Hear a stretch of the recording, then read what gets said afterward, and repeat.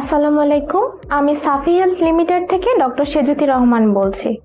আজকে আপনাদের সাথে ডেন্টালের সবচেয়ে ইম্পর্টেন্ট এবং কমন একটি ট্রিটমেন্ট নিয়ে আলোচনা করব, সেটি হলো রুট ক্যানাল ট্রিটমেন্ট। প্রথমেই জানা যাক রুট ক্যানাল ট্রিটমেন্ট কি। রুট ক্যানাল ট্রিটমেন্ট হলো দাঁতের অভ্যন্তরীণ ক্ষয়ের পর দাঁতকে সংরক্ষণ করার একটি প্রক্রিয়া। এবার আমরা জানি কি কি উপশম থাকলে আমরা বুঝবো যে আমাদের দাঁতে রুট ক্যানাল ট্রিটমেন্ট করতে হবে। আপনার দাঁতে অনেক বেশি ব্যথা হচ্ছে, যে ব্যথাটি সন্ধ্যার পর থেকে বাড়ছে এবং সারা রাত চলছে। ব্যথাটি কান মাথা ছড়িয়ে যাচ্ছে, যাকে আমরা রেফার্ড পেন বলি। আপনার দাঁতে অনেক বড় ক্যাভিটি হয়ে গেছে, দাঁতে অনেক বেশি সেন্সিটিভিটি হচ্ছে, দাঁতে আপনি কোনোভাবে ব্যথা পেয়েছেন, আপনার দাঁতের গোড়া ফুলে গেছে এবং দাঁতের মাড়ি দিয়ে পুঁজ বের হচ্ছে।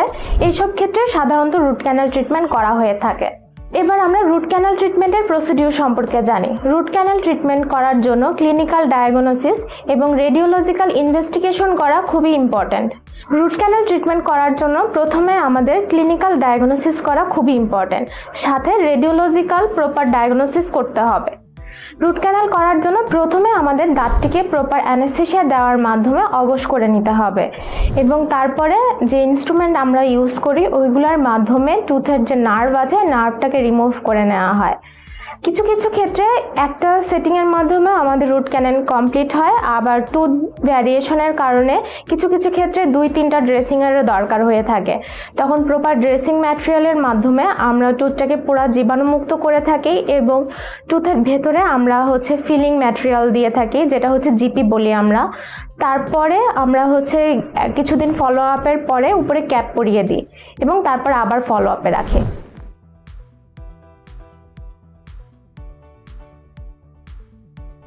এবার আপনাদের সাথে আপনাদের রুট ক্যানাল সম্পর্কে কিছু কমন কোশ্চেনের অ্যান্সার দেব।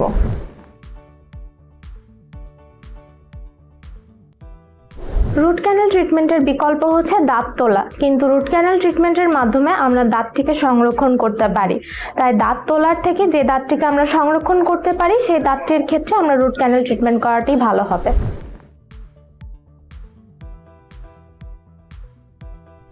রুট ক্যানাল না করলে আস্তে আস্তে দাঁতের গোড়ায় ইনফেকশনটা বাড়তে থাকবে এবং তা আস্তে আস্তে ছড়িয়ে যাবে। একসময় দেখা যায় যে দাঁতটি নড়ে যায়, তখন আর দাঁতটি সংরক্ষণ করা যায় না, দাঁতটিকে ফেলে দিতে হয়।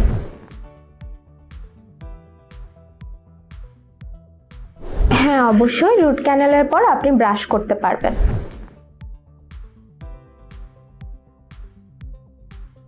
প্রেগন্যান্সিতে রুট ক্যানাল ট্রিটমেন্টটি সেফ।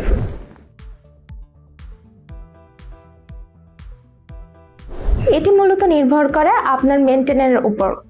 আপনি যদি মেনটেন করতে পারেন তাহলে রুট ক্যানালটি অনেকদিন স্থায়ী হয়।